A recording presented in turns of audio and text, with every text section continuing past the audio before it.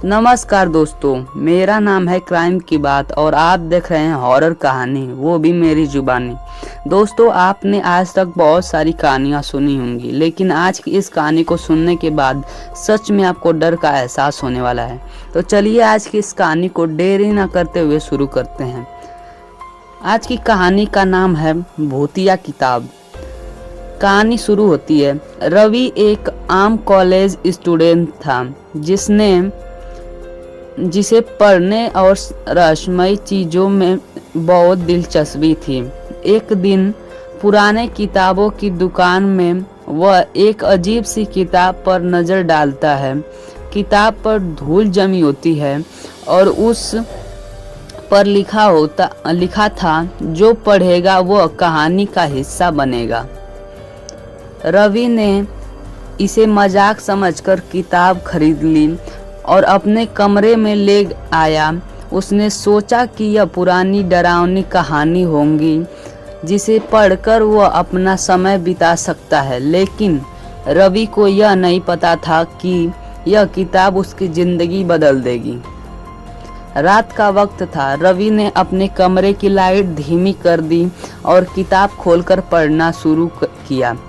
पहले पन्ने पर लिखा था, कहानी शुरू होती है एक ऐसे लड़के से जो इस किताब को पढ़ रहा है। उसका नाम रवि है, वह अकेला है और जल्द ही उसके साथ कुछ अजीब होने वाला है। रवि पढ़ते पढ़ते रुक गया। उसे यह अजीब लगा कि किताब में उसका नाम लिखा है। उसने सोचा शायद यह महज एक संयोग है। वह आगे पढ़ने लगा। अगले पन्ने पर लिखा था, रवि की खिड़की खुली है और ठंडी हवा अंदर आई। जैसे ही उसने यह पढ़ा, उसकी खिड़की अचानक तेज हवा से खुल गई। डर और उत्सुकता के बीच उसने सोचा कि यह महज इत्तेफाक है। रवि ने पढ़ाई जारी रखी। हर पंक्ति के साथ वह जो पढ़ता वही सच होने लगता। रवि ने दरवाजे के पीछे से अजीब कदमों की आवाज़ें सुनी और सच में उसने अपने कमरे के बाहर किसी को चलने की आवाज़ सुनी। लाइट झपकने लगी और कमरे में अंधेरा छा गया। उसकी लाइट झपकने लगी और अचानक बुझ गई। अब रवि को महसूस होने लगा था कि यह कोई साधारण किताब नहीं है, लेकिन उसे कहानी ने अपनी ओर खींच लिया।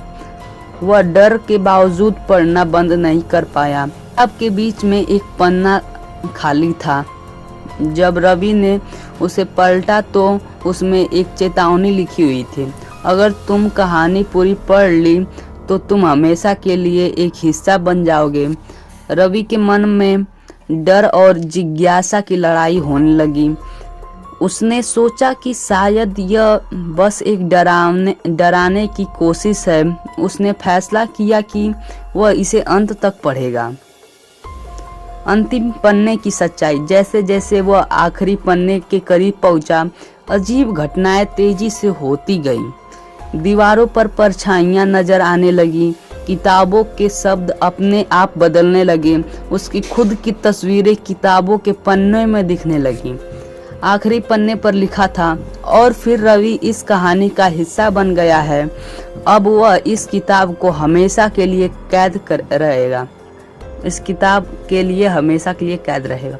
जैसे ही वह रवि ने इसे पढ़ा, उसके चारों ओर एक अंधेरा छा गया। वह जोर जोर से चिल्लाया, लेकिन उसकी आवाज़ कमरे में गूंजकर गायब हो गई। अगले दिन रवि का दोस्त अमित उसके कमरे में आया।